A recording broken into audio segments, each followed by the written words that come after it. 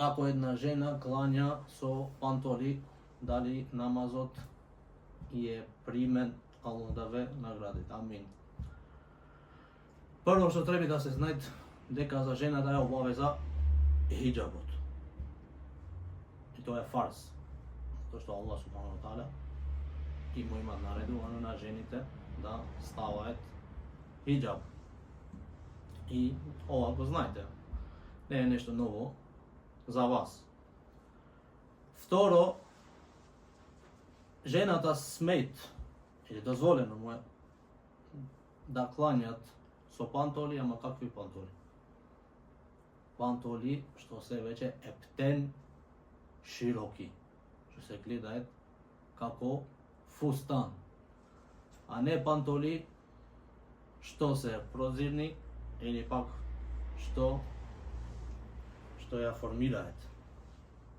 Незините форми се појавуваат јавно и се гледаат. Значи тогаш не смеат да кланјат со тие пантоли, затоа што намазот му е мекрух. Тој намаз е мрзен. А ако е веќе ептен со тесна облека, што се цртат авретот, тогаш овде е во опасност дека мојот намазот да не му е прифатен. Затоа таја морат да се покриет како што требит. Ама намазот ако кланјат во пантоли широки и непрозирни, што се гледат пантоли пакистани. Има некои пантоли се викаат пантоли од Пакистан. И тие се ептен, значи широки, не ја цртаат.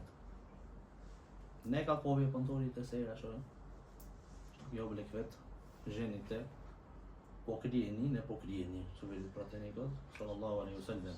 Ако што ги овие турска облека, на пример, турски хиджаб, што е проширен сега многу во последните времиња.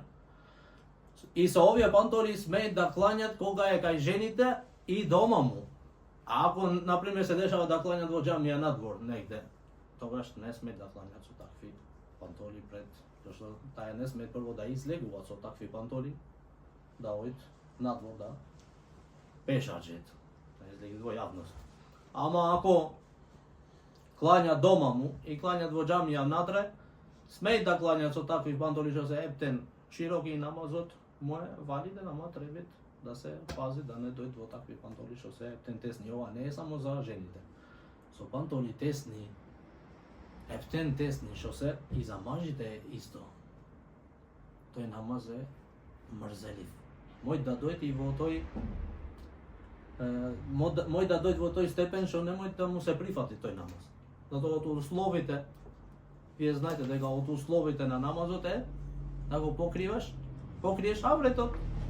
Ако се цртат авретот, тогаш ти не го имаш покриено. Затоа пренесуваат Ибн Саад во Табакат, рахимахуллаху таала, за Есма бинт Аби Бакр. Есма, черката на Абу Бакр, радијаллаху таала анхума. Еден ден дојде некој од синовите нејзини со парче облека, штоф. И му донесе на мајка му за да прави тој хиджаб. И таја е фати со нејзината рака и го фрли. Му вели еден од синовите, му вели فإنه لا يشف. Овој не е што е прозирен, се гледат. Таја рече إنه لا يشف ولكنه يصف. Тој не е прозирен, ама тој формира. Имаат некоја облека посебно, например, претежно кога е жешко, знаеш.